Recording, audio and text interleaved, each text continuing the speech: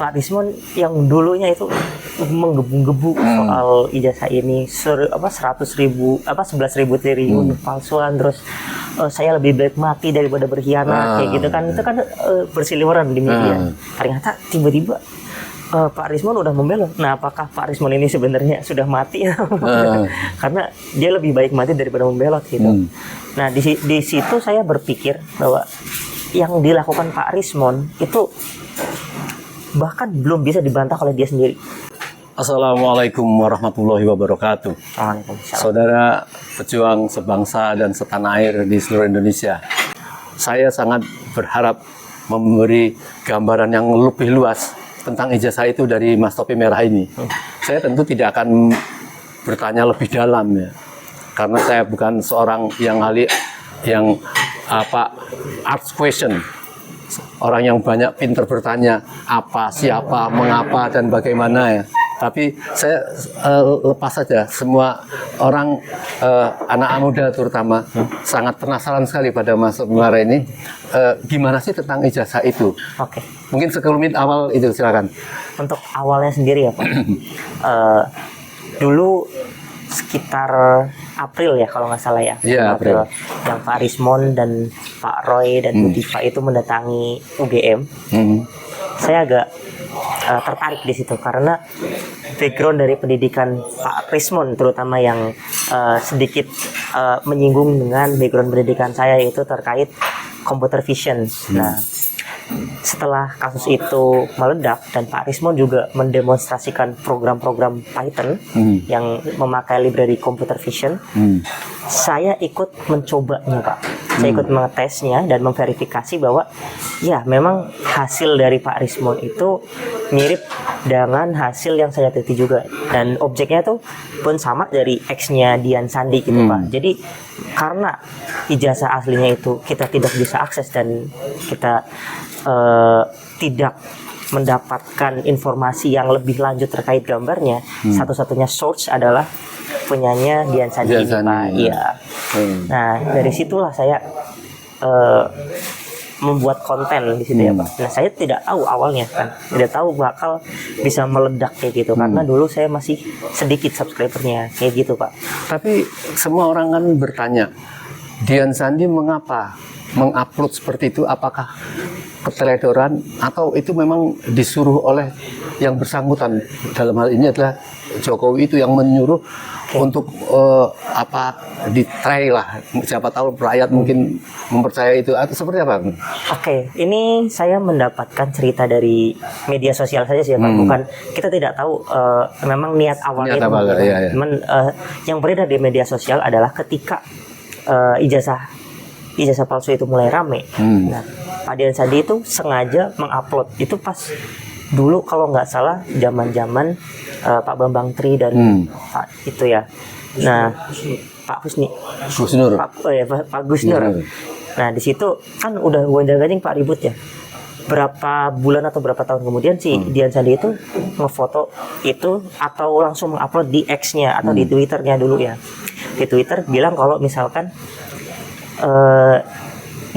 kalau misalnya biar pada bisa tidur atau bagaimana ya, ini jasa aslinya Pak Jokowi gitu. Dia nampilkan foto itu dan dikirim ke publik. Nah, karena foto itu Pak Rismon, Pak Roy dan Dr. Diva malah makin mengulik kayak gitu. Nah, itulah mungkin apa ya namanya ya, trigger utama. Tapi itu dianggap satu kesalahan mengkoreksi tentang kebenaran ijazah dari yang diupload oleh Dian Sandi. Sebenarnya kalau dari segi itu entah itu salah atau tidak, kita sebagai orang yang digital ya, terutama dokumen digital, itu sebenarnya bisa kita uji juga dengan keasliannya atau kepalsuannya dengan digital juga kayak gitu. Jadi dokumen analog itu ketika sudah didigitalkan, kita bisa menguji keasliannya juga dengan digital kayak gitu. Tetapi akan lebih afdol lagi memang kalau misalkan ada analognya Pak. Nah, karena memang di sini kan kita mempertanyakan kepada Pak Jokowi yang dulu pernah menjabat sebagai presiden. Nah, ketika rakyat bertanya terkait pendidikannya itu kan hak dari rakyat ya Pak.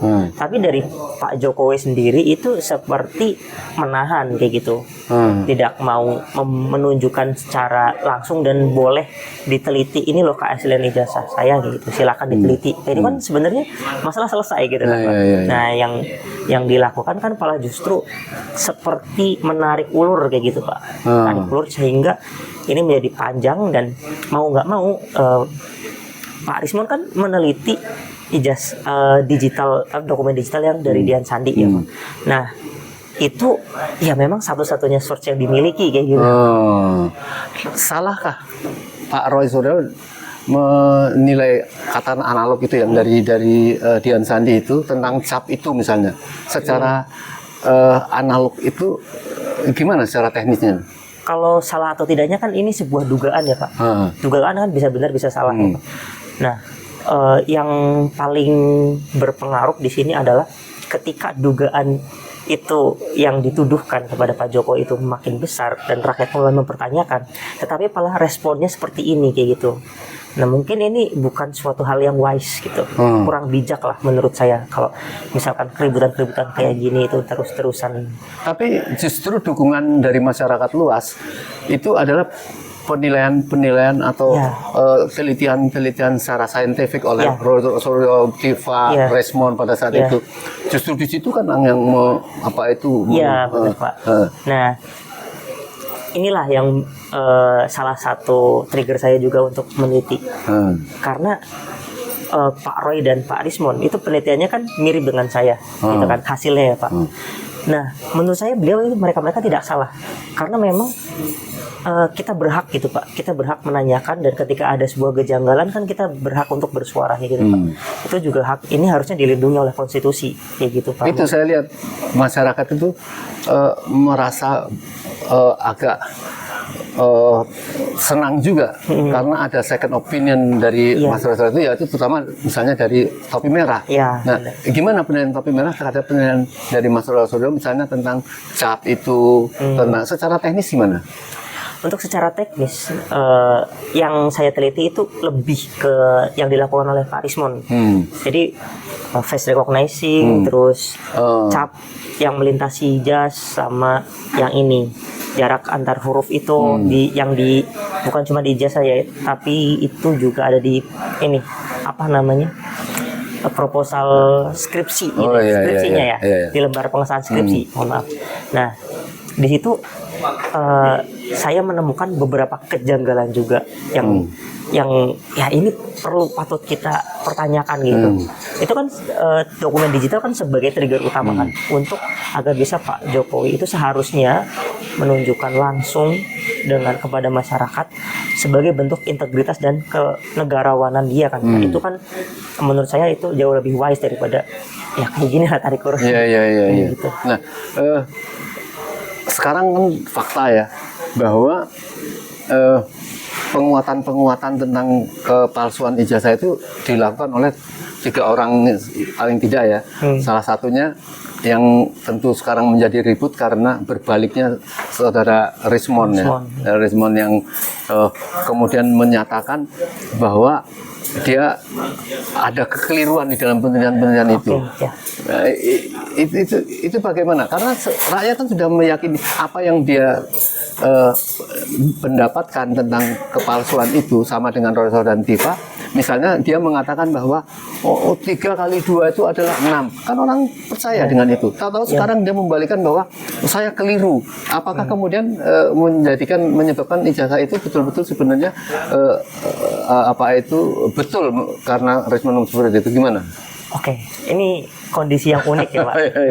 Ini kondisi yang sangat unik di mana kita dipertontonkan dengan bentuk hal seseorang yang bernama Pak Rismon. Ini saya memanggil Pak karena masih ada rasa respect. Pak Rismon sebagai orang junior, gitu kan.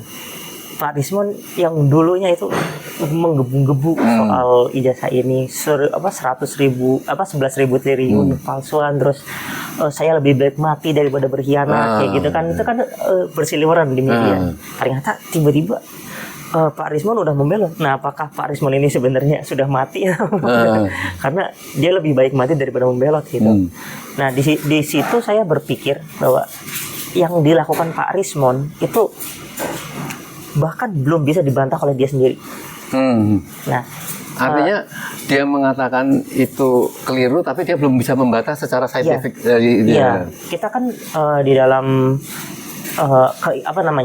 di dalam praduga kita bisa mengambil analogi seperti sistem akuntansi, Pak, yaitu ya kita ambil aja utang dan piutang gitu ya, Pak.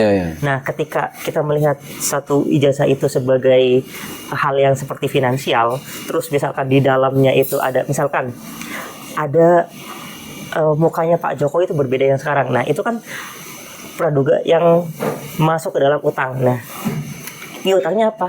Nah, piutangnya itu belum ada pembuktiannya kayak gitu. Kita program secara digital itu membuktikan bahwa ini tuh nggak match, ini nggak cocok. Artinya itu belum dibuktikan balik oleh pendukung-pendukungnya Pak Jokowi atau bahkan dari Pak Jokowi sendiri kayak gitu. Terus misalkan yang ada watermarknya, oke, sekarang tiba-tiba udah ada watermarknya, Pak, di ijazahnya. Yang dulu bilangnya kan memang dari Pak Roy dan Pak Rismon bilangnya ini nggak ada watermarknya atau ini nggak ada embossnya. Nah, sekarang kan udah ditunjukin gitu kan oleh yang pas di Polda ditunjukin, ternyata katanya ada watermark dan ada embossnya. Tetapi kan ada itu menurut neti secara awam gitu kan. Sementara yang kita butuhkan tuh lebih dari itu gitu loh, Pak. Jadi sistem akuntabilitasnya tuh masih ada yang minus gitu dari segi masyarakat umum. Jadi ya kita berhak untuk mempertanyakan itu seperti itu. Nah, Pak, balik lagi ke kasus Pak Rismon, itu dia juga belum bisa membantah dari penemuan-penemuan sebelumnya semuanya ya, Pak. Jadi hanya beberapa bagian doang yang dia itu batalkan gitu. Cuman yang face recognition itu belum bisa dijawab. Nah, sama yang kemarin itu ada yang watermark dan emboss. Nah, itu yang saya teliti, ternyata coding yang di-share oleh Pak Rismon itu tidak bisa ya, secara logika itu tidak memungkinkan untuk mengembalikan data yang rusak.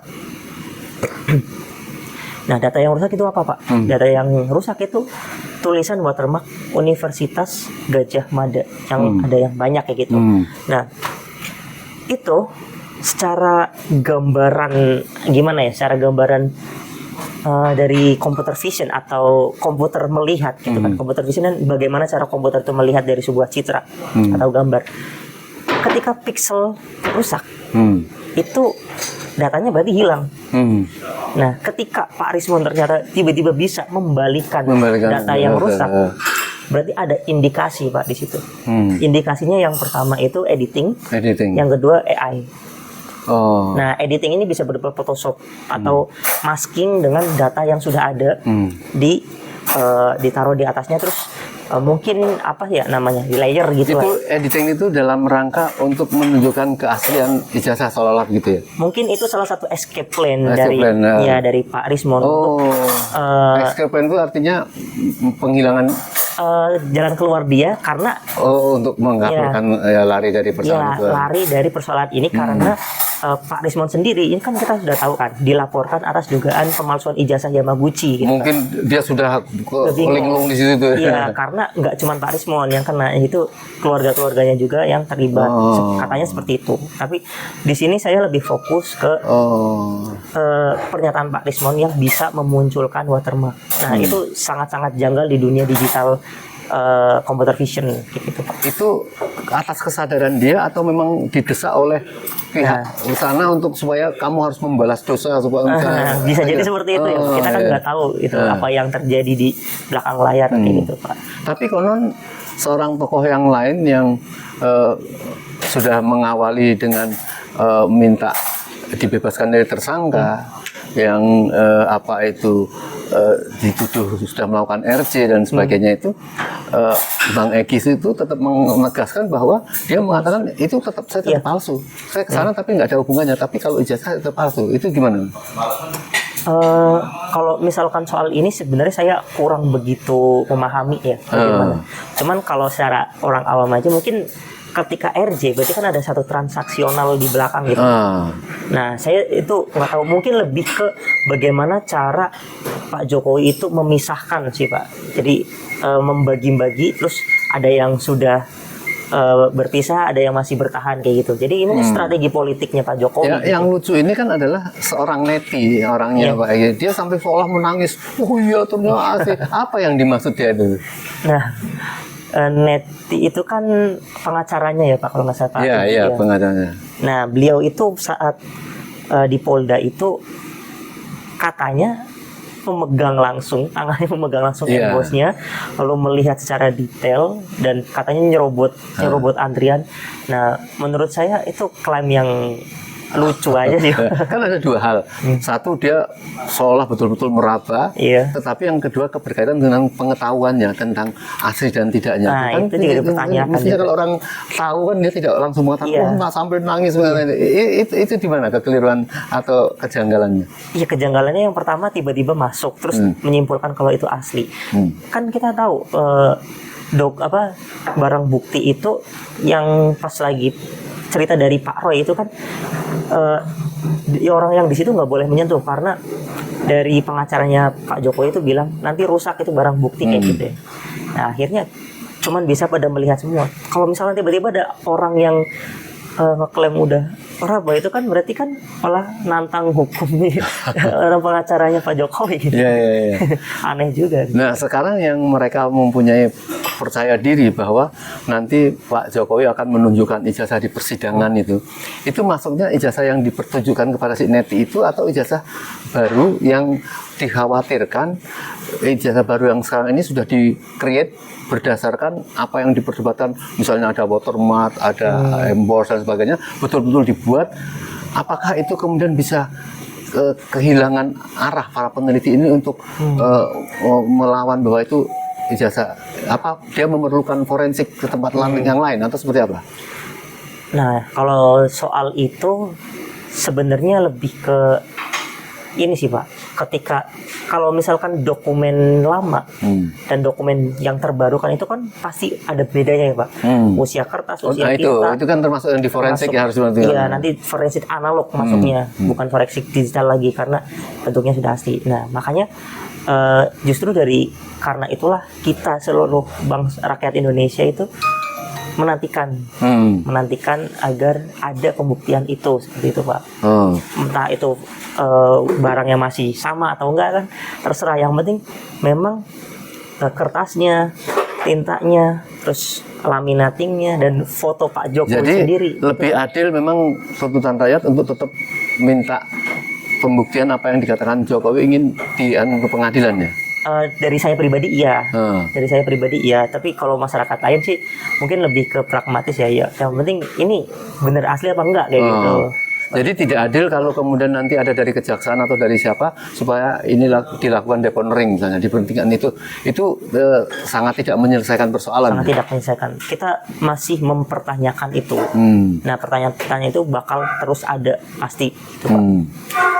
Kalaupun misalkan semuanya sudah dibungkam, itu kan jejak digital masih banyak Pak, dan di masa depan juga bakal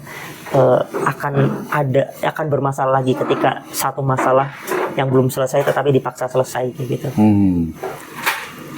Satu hal yang sangat penting ya sebelum ini terakhir-terakhirnya, saya yakin seorang atau teman-teman topi merah ya, bukan hanya sekedar meneliti demi meneliti, tetapi sebenarnya juga mesti menarik satu kesimpulan, mempunyai posisi tersendiri walaupun tidak ingin mengatakan secara vulgar. Ya, saya ingin ada clue lah sedikit dari supaya para tokoh ini juga agak lega lah, ada masukan-masukan. Gimana sih sebenarnya tentang ijazah ini? Kalau saya pribadi ya Pak, saya pribadi itu menganggap masih abu-abu.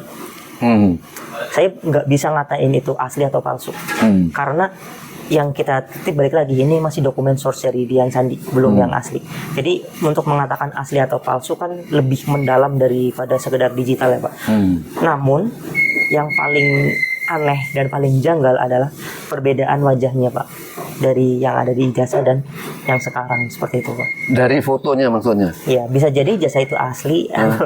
Kita kan banyak membaca ya artikel-artikel bahwa itu tuh bukan Pak Jokowi asli. Nah, karena itulah saya sedikit banyaknya mempercayai itu. Tapi bukan sebagai landasan bahwa kalau itu memang beneran bukan Pak Jokowi, bukan. Saya lebih ke ada rasa-rasa oh iya ya beda kayak gitu Pak. Jadi untuk asli apa palsunya saya lebih ke abu-abu. Jadi ada kemungkinan dari saya katakan gerombolan ya yang meng-create tentang ijazah ini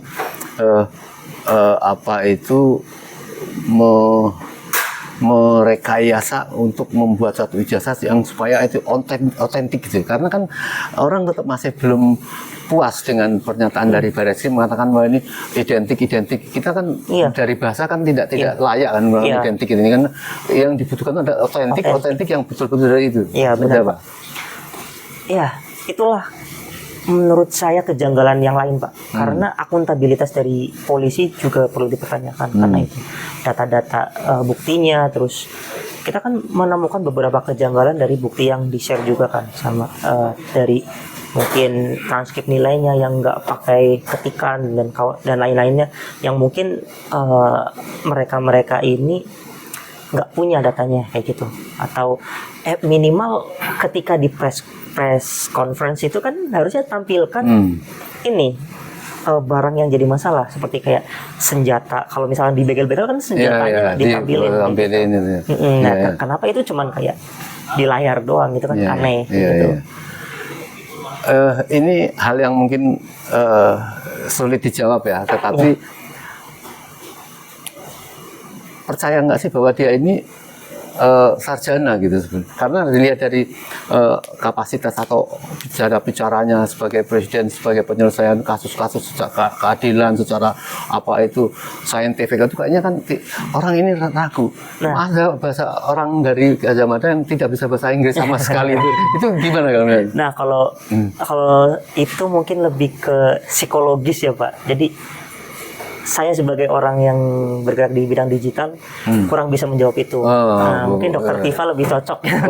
Secara itu ya? Ya, secara keilmuan. Sebab Profesor Rias Rasid itu mengatakan ini saya ragu dia ini karakter berpikirnya itu nggak kelihatan struktur berpikirnya dan omongannya juga nggak ada isinya dan sebagainya. Saya ragu.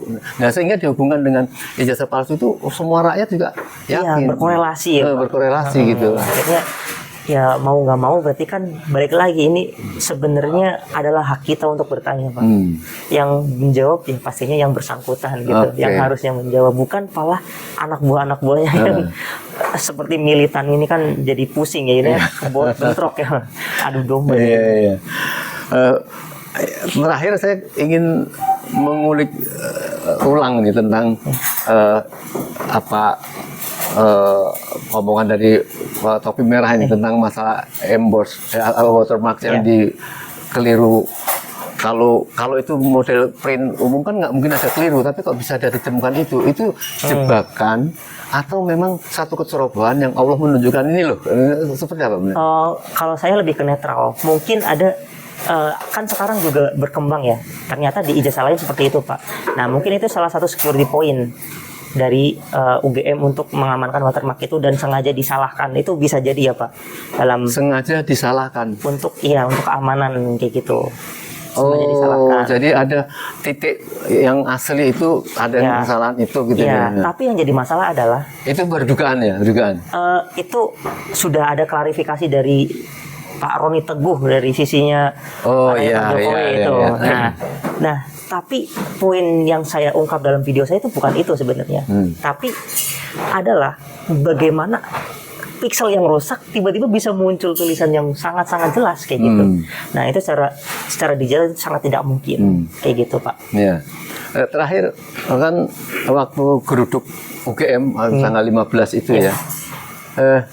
Di tengah-tengah masyarakat menggeruduk itu karena tidak kepercayaan itu, kemudian diklarifikasi tentu secara perorangan ya, itu bukan apakah itu dia mewakili kelembagaan, yaitu wakil rektor Profesor Wening itu mengatakan bahwa ya saya lupa kata-katanya, tapi intinya itu sudah kita cek itu dia asli. Gimana kita apakah bisa mengcover tentang keraguan-keraguan ini oleh omongan seorang ini gimana?